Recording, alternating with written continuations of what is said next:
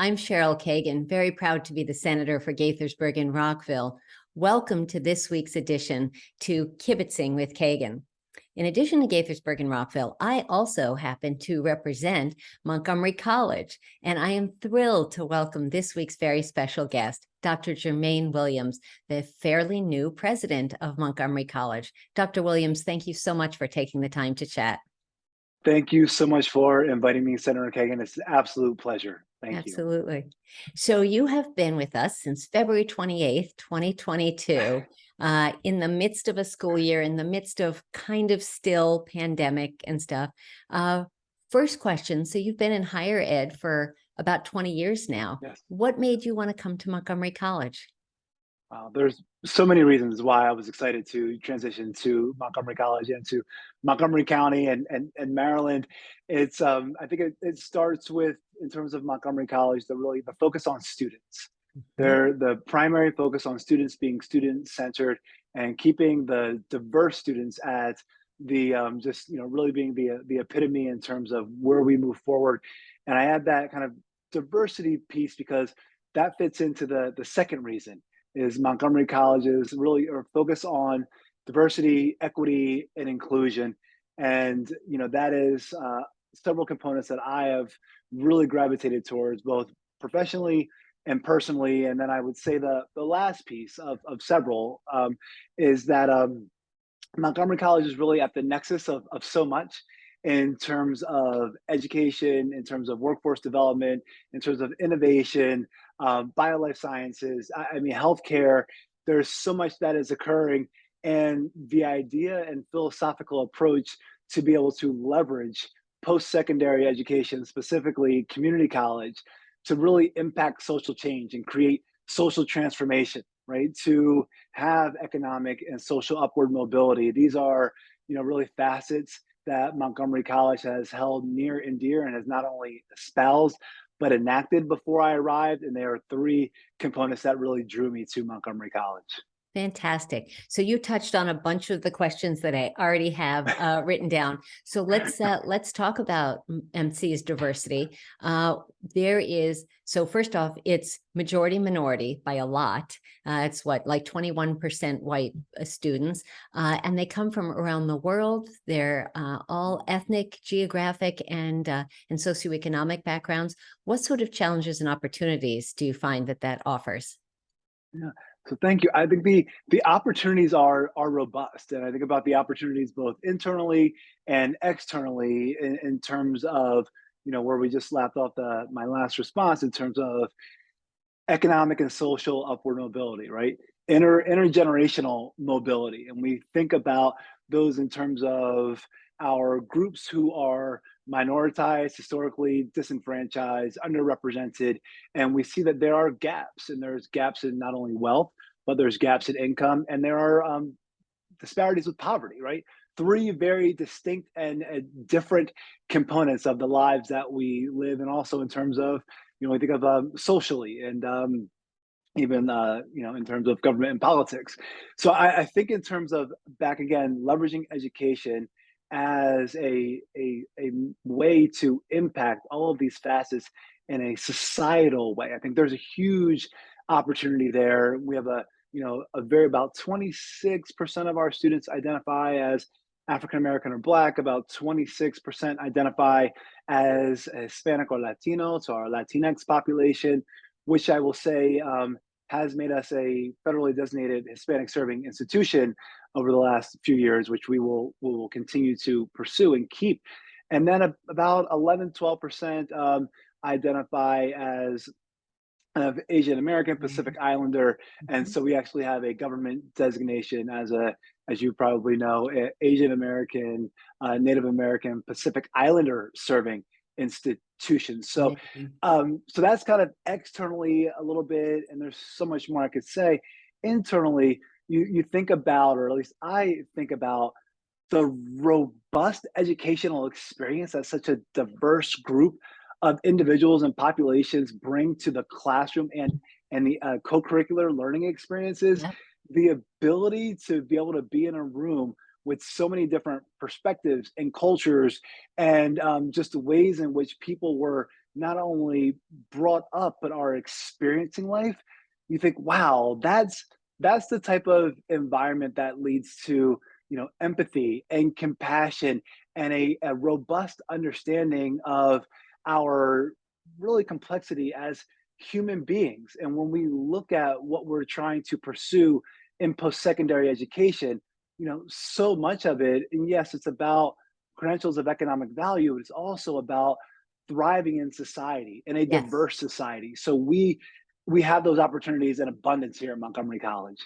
So something you just said totally makes me need to ask about the terrible divisions, Mm, racism, anti-Semitism, homophobia, sexism, all things, the anti-Asian violence, yes. how do you address that? And have there been challenges on campus?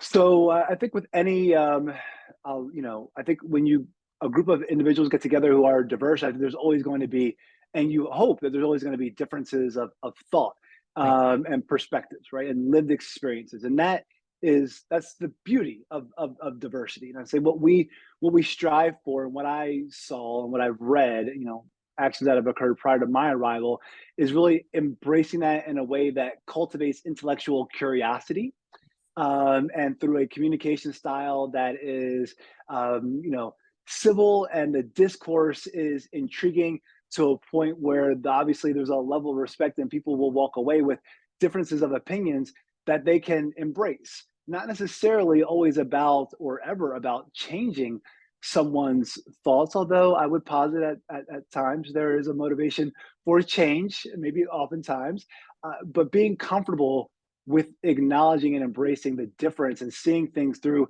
someone else's lens, so Yes. is extremely important. So Yes. This is a bit of a detour, but it occurs to go ahead. me that you probably don't know that I took classes at MC when I was in high school, and B, that I taught at Montgomery College. I was on faculty. Uh, I've taught, I taught 2 or 3 semesters of state and local government, and I loved it. It just took too much time to pay like $20, but it was really fun. I loved the students. I loved the opportunity.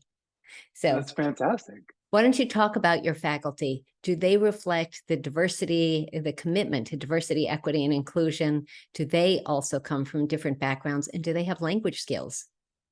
One of the opportunities that I have in the role is to interview all new faculty. Nice. It's great. It's something that my predecessors they started, and I get to embrace Love it. the benefits of that decision. And I can say, based on the individuals who I was able to interview over the past few months, that it was a diverse cadre of incoming faculty. Great. So I will say that we strive to really have both a faculty and staff, work base that is representative of the students and the communities that we serve. I think there are absolutely opportunities for further diversification, but we are dedicated to pursuing that effort. And we know that diversity has so many different lenses in terms of diversity of thought and Yes. religion, and I mean, race, gender, sex, ethnicity. We can go on and on and on. Yes. But I will add, having been in places and spaces, so many places and spaces with our awesome faculty. I don't know if I said that. Is that they There are you go. awesome? They are. Is the way in which they strive to equitably provide educational experiences for students both inside and outside the classroom, and that transcends to our fantastic staff as well. So Nice. Let's stay on faculty really briefly. The General Assembly finally, after many years of trying, worked with the Service Employees International Union, SEIU, and voted to unionize community college faculty. A challenge, an impact, anything big that you're worried about at MC? one of the wonderful, and that is a definitely is a monumental decision and action that has occurred. Something interesting about Montgomery College that maybe people may not know is that we've been within a unionized environment for several years.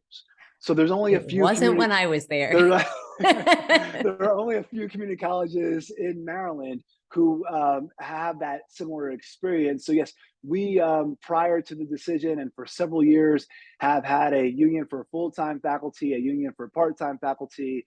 We've had, we have several unions and we seek to have great relationships, and we will continue to seek to have wonderful relationships with our unions. Great. We probably can't ignore COVID. While we think it's largely, hopefully, kind of in the rearview mirror. At Nassau Community College, there was certainly an impact, and you dealt with it there. Still dealing with the after effects here. The New York Times says that enrollment population dropped by about 8% nationally. Talk about some of the challenges, enrollment and engagement challenges of COVID, and what you expect in the school year that's about to start. I really appreciate, Senator Kagan, the narrative of engagement. And I'm gonna leverage that and kind of take the enrollment word and really say access, as we think about it as access to post-secondary education, because these are lives who leave ideally with a credential of economic value that lends itself to a family-sustaining wage and upward social mobility. And I think the access really kind of puts the narrative on it in terms of lives. And there has been a decrease in access over the last several years. And this has actually been occurring pre-pandemic, as I'm sure you're dialed into, and the pandemic exacerbated the situation in terms of, looking at our inequities. And what we're doing now is, the bright light out of that is that it enabled us and put us in a position to learn very quickly. Yes. To learn very quickly and adapt very quickly. And Montgomery College was already so much and so far advanced into the virtual world in terms of teaching and learning and support. So that was a great foundation, and we're able to just leverage that to really move into the future, and to the point where, kind of nationally known for, the kind of the virtual world, academically, and support that we provide. But it will continue to be a challenge, especially and one of the interesting pieces, and I'll try not to be too verbose with my responses, is we surveyed all the students who were here in fall of 2021 and did not return in spring of 2022 to identify why. Yes. And that shares a few things. One, it's another example of the commitment to being student-centered. We want to know why, and we have to ask the students. Two, it's being data informed, data guided. Three, we found out critical information, and students they need money immediately. Right. So they're going to work, and it's also a scheduling situation, and also ties into money. Right. So let's pivot to that. So I'm going to give you a chance to make a pitch for the Montgomery College Foundation. And I also want to make a pitch for legislative scholarships. I give extra money to students who are going to MC or USG, staying local. And we're going to get to universities at Shady Grove in a bit. But certainly. Talk about scholarships. Talk about how you help, the campus, help students for whom finances are the key barrier. Absolutely. Thank you, Senator Kagan. So we have approximately $6 million a year in scholarships through the Montgomery College Foundation. So what we do, and we're trying to streamline that process and make sure more people know about it. And I mean, and I've met several of philanthropists who give their time, their talent, and absolutely their treasure to Montgomery College in order to help equitably enhance access and completion and post-completion success. So we have a robust cadre of scholarships. I will say above and beyond that, there's also been a really fierce, strong dedication to holistically supporting the student in terms of basic needs. And I think in terms of our food pantry, in terms of our mobile market, in terms of really doubling and tripling down with our connections in the community, so that we can ensure that students have everything they need, because it is well beyond, and I think I'm sharing something that you may know, but I'd be remiss if I didn't share it for the viewers. It's well beyond just cost of tuition and fees. It's the true cost of attending college, is really taking into consideration, childcare, is really taking into consideration food, is really taking into consideration housing, And we need to make sure that the true cost of attendance Mhm. is able to be actually embraced, and that we acknowledge that through what we do fiscally at the college, through what I and my peers, we advocate to you and your peers about in terms of cost of attendance and affordability. So it's Yes. holistic approach. Good. And I'm just going to say again, no matter where you live in the state of Maryland and in Montgomery County, every legislator, every senator, and every delegate has access to scholarship money, and we all do it a little differently. But if you're going to Montgomery College, we have tens of thousands of dollars to help support your education. So check it out. Learn who your legislators are, do your homework, and then make sure you get connected and get connected early. Don't miss the deadline. Okay, so moving on. I still have so many questions. What was your biggest surprise when you got to MC? What was different than you expected? Wow. Oh my goodness, biggest surprise. So many surprises. Moving in the middle of the year. Really, I think it was just seeing everything in action. Okay. I did a lot of reading, a lot of research, interviewing, that process. But until you actually experience the Montgomery College, just atmosphere in terms of the three campuses and the workforce development centers and the community engagement centers, and the level of engagement throughout in terms of, you know, county executive, county council, state legislators. I mean, you can read about that level of support, and you can Right. read about the dedication to education and the dedication to equity, but until you experience it, it's different. So it wasn't surprising in a sense of I was unaware. It Yeah. was just kind of even more awe-inspiring when I was able to live the experience, if that I makes love sense. that. That totally makes sense. I love that.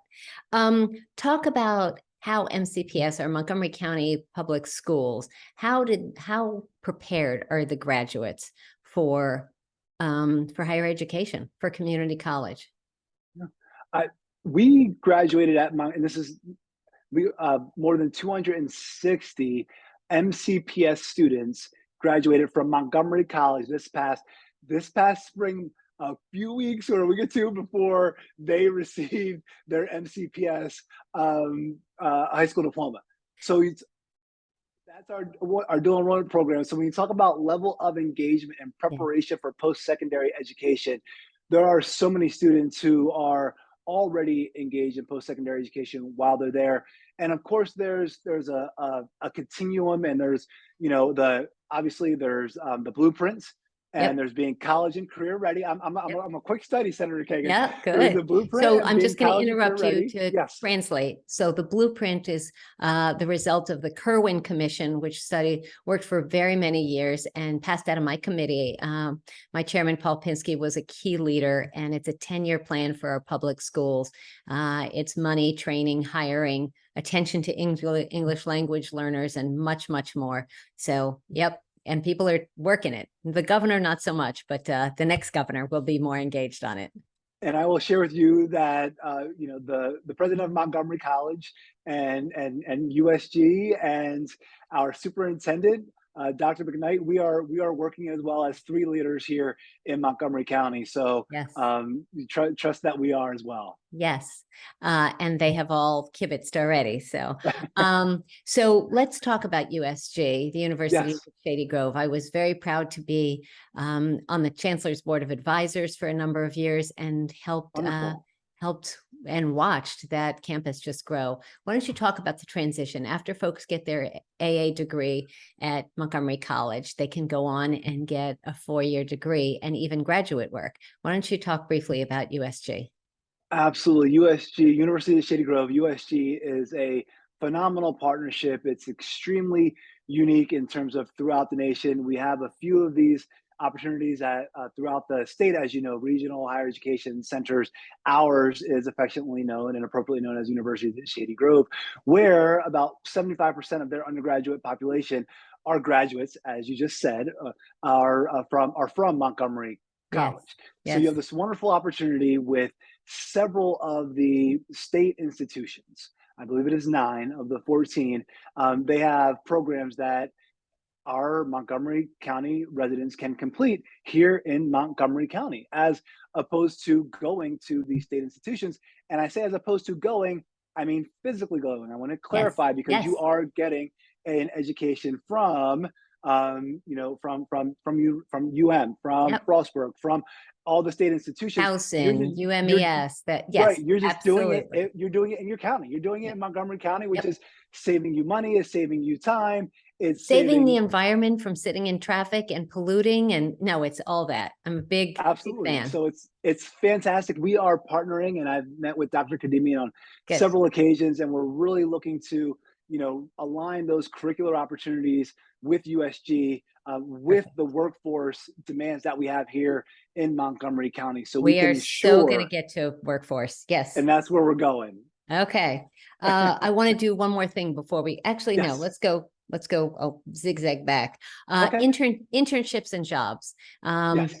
I always say that in addition to saying, proud to represent Gaithersburg and Rockville, I also call my district as up the high tech corridor. We have so many thriving, growing, high tech, infotech, biotech, businesses in Montgomery County and in Gaithersburg, Rockville, and further north.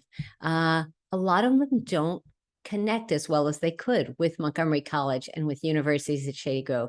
How are you working to make those partnerships and connections stronger? So I'm meeting as many people as possible, and I'm asking those people who I should be meeting with. And so that's one component. Another component is really focusing on the work that has been done. So we have advisory committees for our academic programs. One of the things that we'll be doing is reviewing those advisory committees. A lot of things Good. transpired during the pandemic, and advisory committees for academic programs are a way in which we engage business to industry per academic program. So it's very specific. We say to the business industry leaders, what are the knowledge, skills, and abilities that you need? And that's really the kind of baseline. If I had a very succinct response, is for everyone who we meet with and re-engage with or engage with for the first time, is what do you need? We have tens of programs. We offer a lot. It's not about what we offer at Montgomery College. It's about what our leaders in business and industry need, and we are quick to pivot. We Yes. want to provide skills-based educational opportunities that lead to the credentials that our employers need, both in the present and in the future. We're working with Montgomery County Chamber of Commerce, so we're actually in conversations there about engaging. So we are kind of all around and looking to engage and re-engage, deepen and strengthen the partnerships that we have. That's So great. The last question I have for you before we go to our fast five, and I still do have a lot, but we're running short on time. Talk about, and it seems like you have already started engaging with community. So I'm really connected to the nonprofit sector, and you have already reached out to MANA and Interfaith Works and yes. others. Tell me what you think your role is as college president and what the role of the campus might be in terms of supporting and partnering with our nonprofits. Absolutely. I think it's working with our nonprofits to have the biggest impact we can, right? I think working individually, we impact so many people.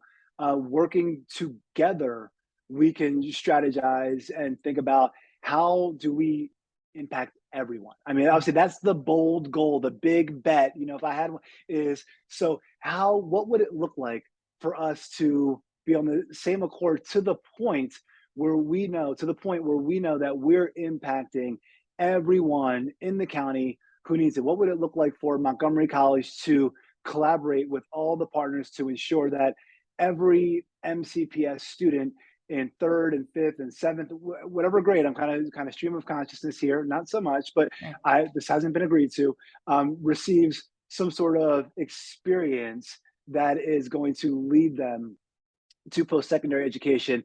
We can't do it alone at Montgomery College. I don't know that anyone can do it alone, but together, and I think that is the role that I have, that is the role that we have, is to look at not only inside out in terms of addressing the challenges and opportunities we have, but outside in how we deepen and strengthen those partnerships so that we can really be force multipliers Yep. and really create social transformation.